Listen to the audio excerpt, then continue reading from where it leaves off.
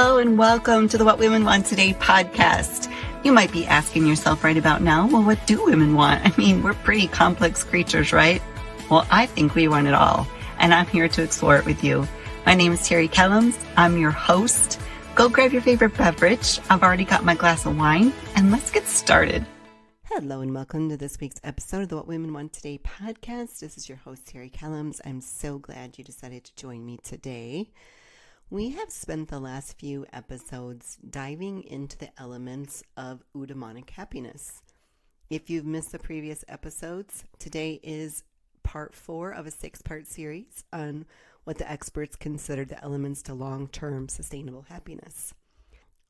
This week we're talking about autonomy. Autonomy has a considerable influence on our long-term happiness. And today I'm going to share some ideas on how to strengthen your autonomy.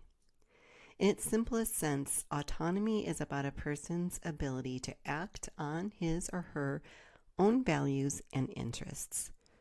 In recent years, it's become more recognized as a crucial part of our feelings of self-worth, and it's suggested that it's promoted and respected. In fact, autonomy not only influences happiness, it is one of the key factors in human development. When you think about autonomy, these are the 3 types: behavioral, emotional, and cognitive self-government. We all deserve self-government over our lives. We deserve to make decisions that feel right for us, to be able to set our own goals and pursue them with passion. This is true whether you're an employee at your job, a student in school, or just trying to figure out what kind of person you want to be. We all deserve autonomy in all areas of our life, including our relationships with friends, family members, your finances, and even your hobbies and interests. When we talk about financial autonomy, it includes the kind of job or career we pursue. How much time are we willing to invest? And what I mean by that is, if you're someone who would rather work to live, you may want a more low-key career versus someone who pursues the career as a surgeon. He or she is going to have to invest many years of their life in education and spend many long nights and weekends being on call or working at the hospital. It could also mean you have your day job and a side hustle. Choice about income-producing activities, meaning you could be a musician who prefers a steady 9-to-5 Monday through Friday, but plays in the band on the weekends. It could mean you're an artist who creates to sell her work, or you could teach people how to pursue their artistic talents. Financial autonomy means making choices about where we live, about where we want to retire, and how we spend our money. Although I believe that is strongly tied to our values, but it's a topic for another day. The question I really wanted to answer today was, how does autonomy relate to our happiness? When I thought about that question, I wanted to put some context to it. So I asked myself, when did I feel like I didn't have autonomy? Or when have I recognized that others didn't have autonomy? I heard these words: when you are made to do something that makes you want to rebel. All right, so I will admit this, and I'm sure I'm not alone. I hate being told what to do without any input. When I feel like someone has given me a task to handle without any choice or input from me, I will dig my heels in and get quite stubborn about it. And this could sound very rebellious or maybe even 13-year-old teenager-ish. But when you think in terms of autonomy, think about what I said earlier. The ability to act according to one's own values and interests. Let me tell you this little story that I was witness to.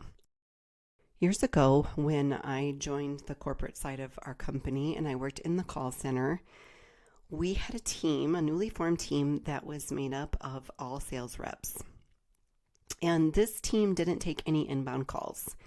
They had the autonomy to work their leads and their follow-ups, and the measurement of how effective they were at self-management showed up in the number of sales. And these measurements and their success were discussed in their one-on-one meetings with their team managers. Now, at this point of a newly created team, the team managers also had the autonomy to give the higher performers the hottest leads, while coaching the less seasoned reps on overcoming sales objections, how to discuss coverages, and how to navigate the systems more efficiently to produce the quotes more quickly and accurately. But as the department grew, and in an effort to switch from high volume sales to consistent and quality sales, the reps were no longer allowed to self-manage. The leads were now fed to them through a computer system that was highly monitored. After some time, new behaviors began emerging in which the reps figured out how to take less calls but manipulate the system into thinking they were being productive. Now, this wasn't all of the reps. And I believe this behavior was driven by two things: loss of autonomy and burnout. To me, the most obvious example of functional autonomy is that the employees are allowed to create their own work schedules and flows. This demonstrates trust, freedom to make decisions, and individuality. And as a side note, this does not work in a call center. Charter schools are a great example of fostering autonomy. When my youngest daughter attended charter school, I saw evidence of this myself. If a student was strong in a subject, let's say math, not only could they work at their own pace in their assignments, but they also got the opportunity to help the students who weren't as strong in math. And this not only reinforced their own learning, but gave them a huge boost of self-esteem and confidence in their skills. When we talk about autonomy in relationships, it can get complicated because there are so many levels. And I might see if I can find a marriage coach or a therapist to help us dive into that topic a little deeper at some point in the future. But on the surface level, I would say this: you should have the time in your relationships to pursue your interests. You should know your worth and be able to present your beliefs, your ideas, and your opinions in an environment that they are valued, appreciated, and accepted. You should have agency to make the decisions that impact your life and have a lot of input on the ones that impact your future goals together.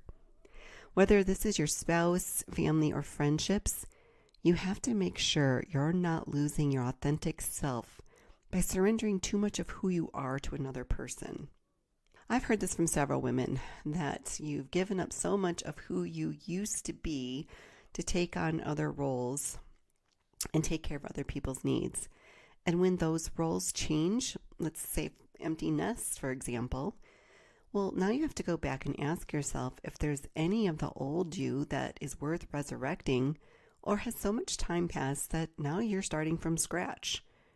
If that's your conclusion, don't be discouraged. It can be exciting to discover your genuine, authentic self.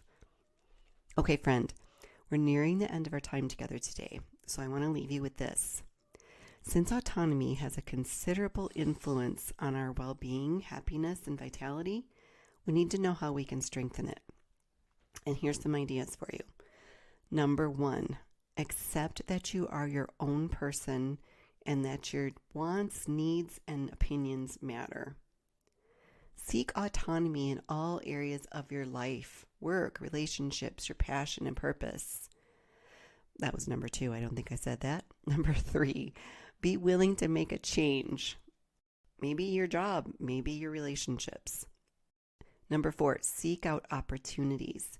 If you like your job, but it's gotten stale, can you ask to be a part of special projects or committees at work? Maybe you could mentor new employees. Or find somewhere outside of your work environment to volunteer your skill set to help another woman who's just beginning to climb the corporate ladder. And finally, number 5, advance and develop your own skill set. If you're in a very serious professional role, maybe branching out and learning some new skills in another area could be an impetus for change. Okay, friend, that's all I have for you today. We have 2 more parts of this series in the coming weeks. Until then, please remember to take good care of you. Hey friend, I hope you enjoyed our time together today and found the information valuable. Remember, you are officially invited to join our Facebook group and private group. I will put the links in today's show notes. If you are interested in exploring coaching, you can email me at Terry, Terri.Kellums, Kellums, @gmail.com, or private message me on Facebook or Instagram. If you're enjoying the content of the podcast, remember to share with a friend or on social media. It really does help other women find the podcast. And if you have yet to leave a rating and review, you can do that on your favorite platform. Okay, remember, you are not alone. You are worthy of love and a fulfilled life. Now it's time to go after it.